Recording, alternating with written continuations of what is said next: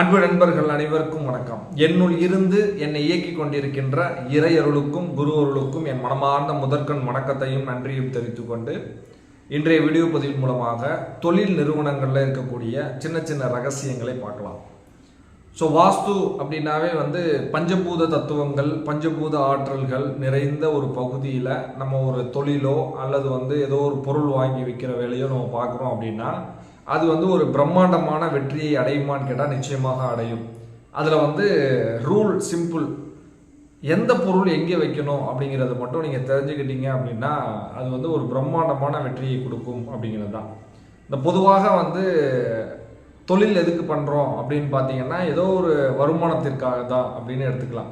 இப்போ ஒரு real estate பண்ணுறோம் அப்படின்னா ஒரு 2% கமிஷனுக்காக நம்ம தொழில் அப்படிங்கிற ஒரு விஷயத்த பண்ணுவோம். அந்த 2% கமிஷனுக்கு நம்ம போடுற உழைப்பு அப்படிங்கிற விஷயம் ஒரு பல நாட்கள் இருக்கலாம். ஆனால் அந்த நேரத்தில் 2% வாங்கிட்டு போயிட்டானே அப்படின்னு ஒரு வாடிக்கையாளர் நினைக்கிறார் அப்படின்னா அது ஒரு நெகட்டிவ் கர்மாவாக வேலை செய்யும் அப்படிங்கிற விஷயம்தான். ரெண்டாவது நம்மளுடைய தொழிலுக்கு வருவோம். கன்ஸ்ட்ரக்ஷன் அப்படின்னு பார்க்கும் பொழுது எல்லா இன்ஜினியரையும் சரி, எல்லா கொத்தனாரையும் சரி நீங்கள் போய் பாருங்கள், ஒரு நிம்மதியான ஒரு வாழ்க்கையை வாழ்கிறாங்களா அப்படின்னு கேட்டால் அது 100% இல்லை அப்படிங்கிற விஷயந்தான். ஸோ நானும் ஒரு காலத்தில் கன்ஸ்ட்ரக்ஷனை எடுத்து பண்ணேன். என்ன காரணத்துக்காக அப்படின்னா சின்ன சின்ன ஏழைகளுக்கும் வாஸ்து அப்படிங்கிற ஒரு விஷயம் வீடாக கிடைக்கணும் அப்படின்ட்டு பண்ணேன். பட் அதில் ஒரு நெளிவு சுழிவுகள், அதில் சில பணம் அப்படிங்கிற கொடுக்கல் சில சின்ன சின்ன சண்டைகள் வந்ததுனால அந்த தொழிலே எப்படியா குறைச்சிக்கணும் அப்படின்ட்டு இப்போ ஓரளவு குறைச்சிட்டேன். ஒரு 2-3 சைட்டு போயிட்டுருக்கு. அதை ஃபைனலைஸ் பண்ணிட்டேன் அப்படின்னா அந்த தொழிலில் உள்ளே போகிறதுக்கான வாய்ப்புகள் 100% இல்லை அப்படிங்கிற விஷயம்தான். ஸோ இதில் நிறையா மிஸ்டேக்ஸ் நடக்கும், கண்ணுக்கு தெரிந்து எல்லாமே நடக்கும். ஆனால் நம்ம எதுவுமே பண்ண முடியாது அப்படிங்கிற ஒரு விஷயந்தான். ஒரு எக்ஸாம்பிள் என்ன சொல்லணும் அப்படின்னா 100% வாஸ்து அப்படிங்கிறதே கிடையாது. ஆனால் வாஸ்துப்படி கட்டிக்கிட்டே இருக்கும் பொழுது இதை வச்சு கொடுங்க, எங்கள் மாப்பிள்ளை கேட்டார், இதை வச்சு கொடுத்தா நல்லாயிருக்கும் அப்படின்ட்டு உங்களே கன்வின்ஸ் பண்ணுவாங்க. நீங்கள் அந்த வேலையை எடுத்துட்டீங்க அப்படிங்கிற ஒரு காரணத்தினால இவங்க பணம் தர மாட்டாங்க. அதுக்கப்புறம் ப்ராஜெக்ட் கம்ப்ளீட் பண்ணும்போது உங்களுக்கு பணம் தடையாக இருக்கும் அப்படிங்கிற ஒரு விஷயத்திற்காக அட்ஜஸ்ட் பண்ணி விடுங்க, பார்த்துக்கலாம் அப்படின்னு தான் சொல்ல தோணுமே தவிர 100% ஃபைட் பண்ணி கட்டக்கூடிய நபர்கள் இப்போ காலகட்டத்தில் இல்லை அப்படிங்கிற ஒரு விஷயத்த புரிஞ்சுக்கோங்க. நிறைய தவறுகள்லாம் பண்ணுறாங்க. அது எப்படி தெரிஞ்சு பண்ணுறாங்க அப்படிங்கிறது அவங்களே சார்ந்தது. இதுவும் ஒரு நெகட்டிவான ஒரு தொழில் சம்மந்தப்பட்டதாக நான் பார்க்குறேன். அப்போது எல்லாருமே பண்ணுற தொழில் எல்லாமே நெகட்டிவாக அப்படின்னு கேட்டால் அப்படி கிடையாது. நேர்மையாக சொல்லி நேர்மையாக இது பண்ணால்தான் சரியாக இருக்கும், இது பண்ணால் சரியாக இருக்காது அப்படின்னு சொல்லக்கூடிய நபர்கள் குறைஞ்சிட்டாங்க அப்படிங்கிற விஷயந்தான் நான் சொல்ல வர்றேன். இப்போ ஒருத்தவங்க பொருள் விற்கிறாங்க, சின்ன சின்ன பொருள் விற்றுக்கிட்டு இருக்காங்க அப்படின்னா அவங்க வாயு மூலையில் வச்சா பொருட்கள் விற்றுரும் அப்படின்னு சொல்லக்கூடிய வாஸ்து நபர்கள் இடையில் அவங்க வீட்டில் இருக்கக்கூடிய சவுத் வெஸ்ட் சரியாக இருந்தால் மட்டும்தான் அவங்களுக்கு பண வரவு, பண ஈர்ப்பு, பணத்தை தக்க வைத்து கொள்ளக்கூடிய ஒரு விஷயம் இருக்கும் அப்படிங்கிறது நான் சொல்லக்கூடிய ஒரு நுணுக்கமான விஷயம். ஒரு எக்ஸாம்பிள் என்ன சொல்லணும் அப்படின்னா ஒருத்தர் கேஷியர் இருக்காரு, கல்லாப்பெட்டி இருக்குது அப்படின்னு ஒரு முடிவு எடுத்துக்கோங்க. அந்த கல்லாப்பெட்டி சரிவர இருந்தால் மட்டுமே அந்த கல்லாவுக்கு பணம் வரவு அப்படிங்கிற ஒரு விஷயம் வரும். எப்பவுமே சொல்லுவாங்க லைக் அட்ராக்ட் லைக் அப்படின்னு சொல்லுவாங்க. அதில் ரூல் கொஞ்சம் மாறி, அதாவது இறைக்கும் கிணறு தான் சுரக்கும் அப்படிங்கிறது போல் அந்த கல்லாப்பெட்டியில் இருக்கக்கூடிய பணத்தை நீங்கள் கொடுக்க ஆரம்பிச்சிங்க, எடுக்க ஆரம்பிச்சிங்க அப்படின்னா அது ஒரு பெரிய லெவலில் பணத்தை ஈர்க்கக்கூடிய ஒரு எப்படி சொல்ல அக்ஷய பாத்திரமாக மாறும் அப்படிங்கிற விஷயம்தான். பொதுவாக ரெட் கலர் வேலெட்டில் இல்லாட்டா வீட்டில் இருக்கக்கூடிய பணப்பெட்டியில் மினிமம் 11,000 ரூபாய் பணம் வைங்க அப்படின்னு நம்ம குருநாதர் சொல்லுவார். 11,000 ரூபா வச்சுட்டு அப்படியே விட்டுறக்கூடாது. அந்த 11,000 ரூபாய் செலவு பண்ணணும், திருப்பி 11,000 ரூபா ஃபில் பண்ணணும், திருப்பி அதை என்ன செலவு பண்ணுறீங்களோ பண்ணணும், திருப்பி 11,000 ரூபா ஃபில் பண்ணணும்.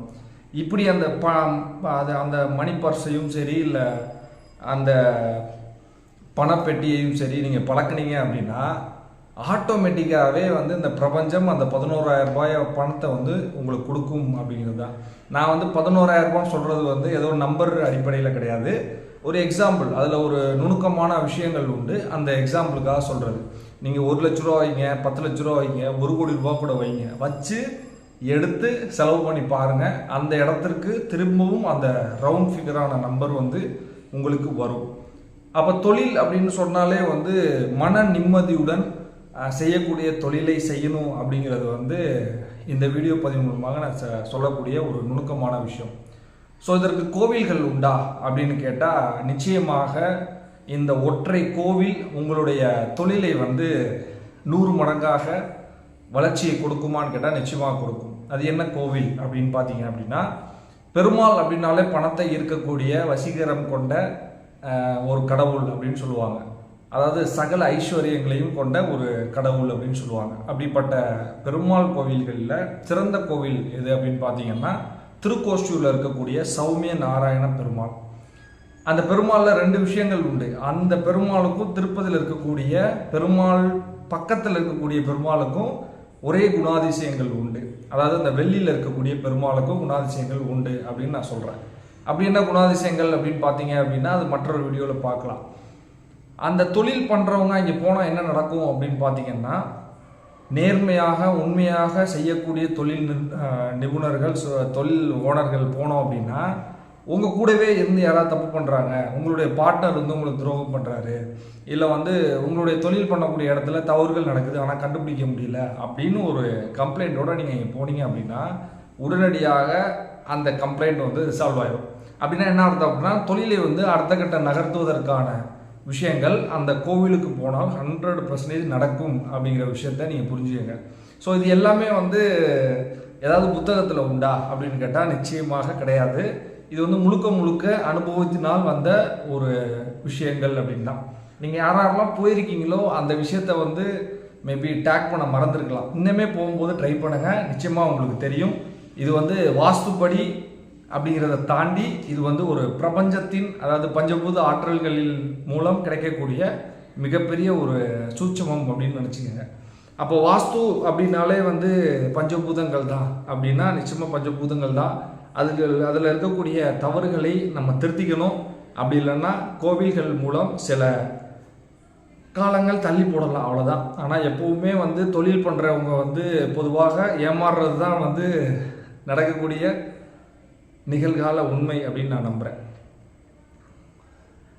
பொதுவாக அந்த தொழில் பண்ணுறவங்க எல்லாருமே வந்து எதையாவது செஞ்சு அதை விஷயத்தை வந்து முடிச்சிட்டோம்னா போதும் அப்படின்னு தான் நினச்சிக்கிறாங்க. பட் பர்மனெண்ட்டாக நம்ம வெற்றி பெறணும் அப்படின்னு ஆசைப்பட்டோம் அப்படின்னா, நேர்மையாக நம்ம கூட இருக்கக்கூடிய நபர்களையும் சரி, நம்மளுடைய வாடிக்கையாளர்களையும் சரி அடுத்த கட்ட நகர்வுக்கு எடுத்துகிட்டு போகிறோம் அப்படின்னா, நம்மளே அடுத்த கட்ட நகர்வுக்கு இந்த இயற்கை பிரபஞ்சம் வந்து எடுத்துகிட்டு போகும் அப்படிங்கிற விஷயத்த இந்த வீடியோ பதிவு மூலமாக தெரியப்படுத்துகிறேன். ஸோ மற்றொரு வீடியோ பதிவில் வாஸ்துவில் இருக்கக்கூடிய சின்ன சின்ன நுணுக்கங்களை வந்து பகிர்றதுக்கு வாய்ப்புகளை உருவாக்கி கொடுத்த இந்த பிரபஞ்சத்திற்கும் நம்மளுடைய குருநாதர் ஆண்டாள் பி சொக்கலிங்கம் அவர்களுக்கும் என் மனமார்ந்த நன்றிகள். ஸோ நன்றி, வணக்கம், சர்வம் கிருஷ்ணா அர்ப்பணம்.